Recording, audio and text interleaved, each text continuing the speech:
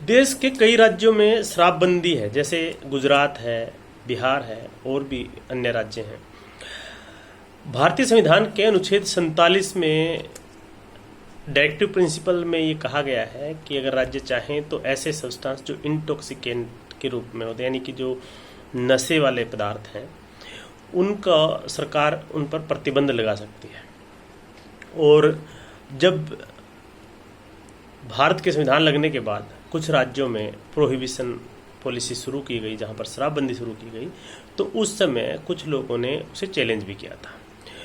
कुछ लोगों ने इस आधार पर चैलेंज किया था कि उनका जो राइट टू प्रोफेशन है, वो ट्रेड कर रहे हैं जिस बिजनेस में, वो वोलेट हो रहा है, उनका फंडामेंटल राइट का वोलेशन है। लेकिन सुप्रीम कोर्ट की कॉन्स्टिट्यूशन बेंच ने उस समय, जैसे FN बलसारा का केस था वर्सेस स्टेट ऑफ बॉम्बे, फिर बहराम खुर्शीद पेशिका का केस था, उन केसेस में सुप्रीम कोर्ट ने ये माना कि ऐसे ट्रेड जिसमें इंटॉक्सिकेशन की बात है या जो नशे से संबंधित है, या कोई कुछ स्पेसिफिक ट्रेड या प्रोफेशन हो सकते हैं जिसमें सरकारें चाहें तो उसे रेगुलेट कर सकती हैं।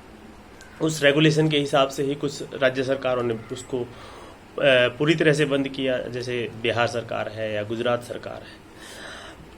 पिछले कुछ साल पहले जैसे राइट टू प्राइवेसी को फंडामेंटल राइट जब डिक्लेयर किया गया, तो उसके बाद से बदले हुए परिवेश में कुछ लोग गुजरात हाई कोर्ट पहुंचे हैं और उन्होंने ये दावा किया है कि अब राइट टू प्राइवेसी के तहत शराब पीने का अधिकार भी उनका एक मौलिक अधिकार है। वो जो राइट टू प्राइवेसी जब से फंडामेंटल राइट डिक्लेयर हुआ है, तो उनका ये अधिकार भी एक तरह से उनको मिला है कि वो प्राइवेटली शराब का सेवन कर सकते हैं।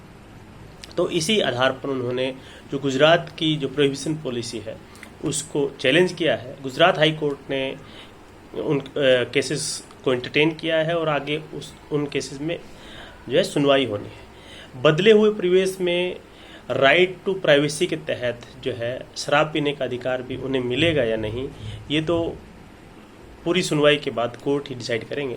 लेकिन जिस तरह से, क्योंकि कुछ ऐसे सब्सटेंस या कुछ ऐसे पदार्थ होते हैं जो नशीले पदार्थ हैं और उन पर कानून बनाकर उनके यूज़ को रेगुलेट किया जा सकता है, चाहे वो प्रोफेशन के हिसाब से, ट्रेड बिजनेस के हिसाब से, या इंडिविजुअल आदमी के सेवन करने के हिसाब से।